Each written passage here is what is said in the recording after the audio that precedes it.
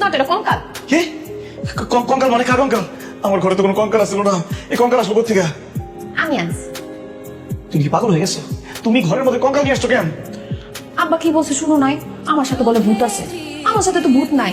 আমার মনে হয় কি তুমি ওই বাড়ির মধ্যে ভূত আছে, এর জন্য আমি ঘরের মধ্যে একটা কঙ্কাল এনে রাখছি, যাতে ভূত আসলে মরা মানুষ মনে করে আবার পলায় জায়গা। চুপ করো তো, সব ফালতু কথা। এই তুমি কঙ্কাল আসছো, কঙ্কাল পাইছো কই? কই থেকে আবার কি নামছি? কালকে আরো 4-5টা লয় আমি। ও আমার গো, বলে কি? এদিক যাও, দিও।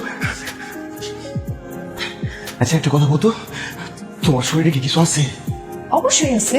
বললো কি আছে তোমার শরীরে? এই যে চুড়ি আছে, কানের দুল আছে, শাড়ি আছে। আরে তোর চুরি শাড়ি এগুলোর কথা বলছি না।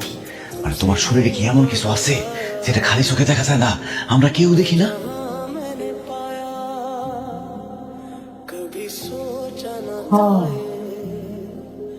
আমার সাথে এমন কিছু আছে যেটা কেউ দেখতে পায় না।